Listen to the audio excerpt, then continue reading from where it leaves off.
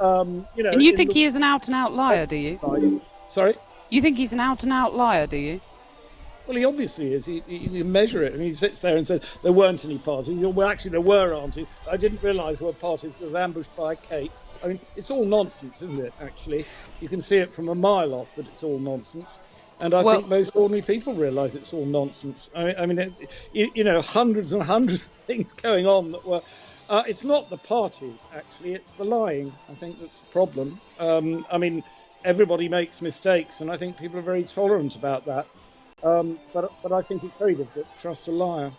good afternoon to you, Bishop Allen. Hello, good to be with you, Cathy. Well, thank you very much for joining me. I'm at a street party. I'm not sure where you are, but I can't see you, but I can hear you perfectly, so that's brilliant. Oh, great. Yeah. Tell me. No, I'm at home. You're at home, in the comfort of Yeah. your home. Are you going to be going to a party later? Not later. Got various things going on at the weekend, and we had a big county do last Sunday, and my wife's a bell ringer, so she's been very busy. Oh, indeed. Well, tell us about, because it has been a busy time for churches really in the last 24 hours, and as particularly the service in St Paul's Cathedral. Faith, Yes. hugely important to the Queen. Tell us what you think it means to her. Well, it's quite amazing because it's not the sort of faith that you advertise and you push at other people. I think the Queen's faith, which is extremely deep, in some ways it's too deep for words. It's part of who she is. She's always been very straightforward about it, but she doesn't communicate it by preaching at people. It probably comes through the Christmas broadcasts. The ways she talks about what goes on in life and the way she talks about her family and the ways she looks at the biggest perspective of things. Archbishop Stephen talked about leaders who serve and who can see the biggest picture and who aren't in it for themselves. And I think, I associate that very, very strongly with the Queen. Yeah. Do you know, when you say it's too deep for words, I have this suspicion that she has made greater reference to her faith in recent years. Am I imagining that, or is that the case in your view? I think she probably has got more confident, actually. I mean, I think the whole way we feel about the Queen has changed enormously, hasn't it, in even the 50 or 60 years I can remember.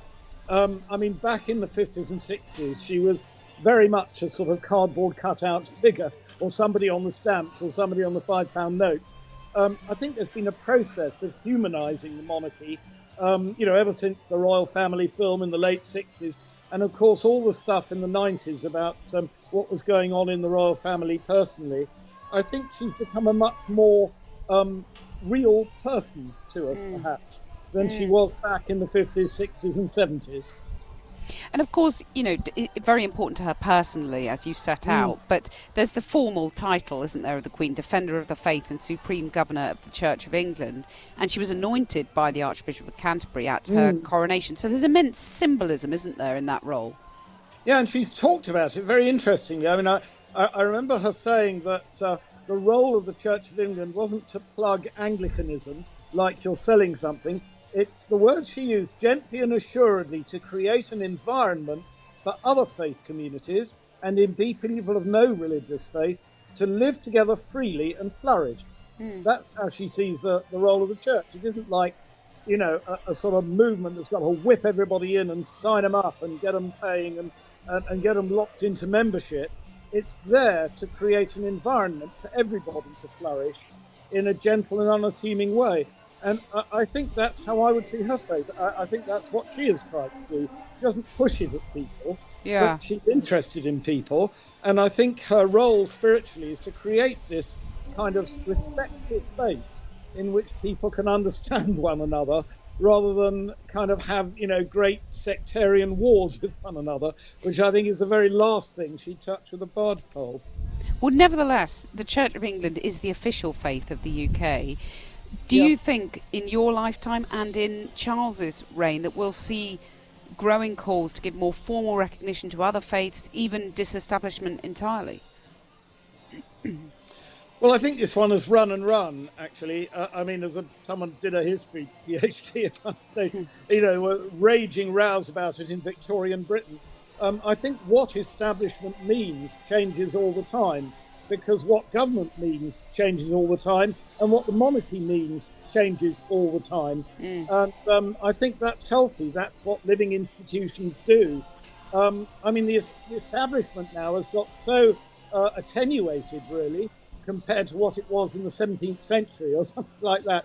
Of course it has, because we're different people and the state's a different entity, and the whole way we do things has changed. But do you think the Church of England will remain the official faith? I don't know, really. It depends what you mean by the official faith. It's very interesting that places like Sweden and Germany and Denmark do establish church very well indeed as modern, open, secular democracies. And it's an alternative to the sort of American sort of supermarket where every sect is equally recognised to every other. It's another way of doing these things. Whether it has any legs on it in future, I really don't know. And I don't suppose we will find out until we're in the next reign. And that's where I think a lot of hard questions will be asked about all sorts of aspects of our constitution and all sorts of relationships across the Commonwealth. I just think that's inevitable. And it'd be interesting to see what comes out of that. But well, we'll see. Interesting. It'll be interesting to come back to you, as the years roll on. You talked earlier about leaders who serve and how the Queen is a leader who serves. Stark contrast with the kind of leadership we've seen from the Queen, which is above politics, of course. Contrast with political leaders and the kind of, scandal over Partygate. I wondered whether you'd noted that contrast and what you made of that. I hadn't half. I mean, hearing our glorious leader reading those words from Philippians about do what you saw in me, whatsoever things are lovely, whatsoever things are true, whatsoever things are good report. I take it she was talking about the Queen, who, of course, isn't spending all her resources getting up the greasy pole because she she's apart from the greasy pole.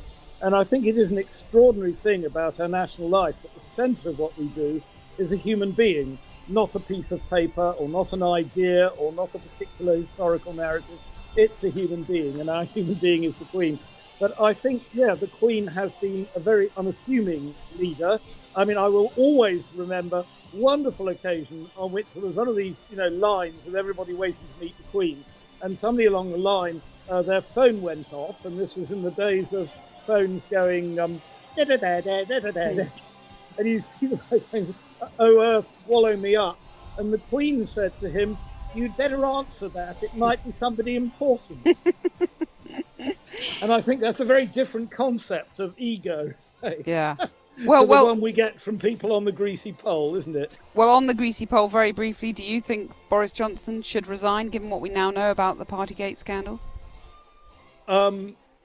The honest answer is yes. I'd no idea. I mean, the whole way, I've only been involved in life in this country for 65 years or whatever, but I think we're going into new waters now. And when you get to a point where you complain to the Prime Minister and he can change the rules, I just think we're in a completely different place. And I have very little confidence, actually. I mean, I'm an army baby, and what they used to say in the army was you can trust anybody, but you can't trust a liar because you just don't know. That's the problem. In all sorts of contexts, you have to be able to trust the people who lead you to represent you. And I think Boris Johnson can make a wonderful editor for The Telegraph, for The Spectator. I really enjoyed his stuff on Have I Got News for You. I think he was actually a pretty good mayor of London in his own way. I just think that I don't feel particularly represented by him. And you think he is an out-and-out liar, do you? Sorry? You think he's an out-and-out liar, do you? Well, he obviously is. You measure it, and he sits there and says, there weren't any parties. Well, actually, there were, aren't there? I didn't realise there were parties. I was ambushed by a cake. I mean, it's all nonsense, isn't it, actually? You can see it from a mile off that it's all nonsense. And I think most ordinary people realise it's all nonsense. I mean, hundreds and hundreds of things going on that were... it's not the parties, actually. It's the lying. I think that's the problem. I mean, everybody makes mistakes, and I think people are very tolerant about that. But I think it's very difficult to trust a liar. Well, we've strayed from the topic of the Platinum Jubilee, but Bishop of Buckingham, Alan Wilson, pleasure to speak to you as always. Thank you very much for joining us here on Times Radio.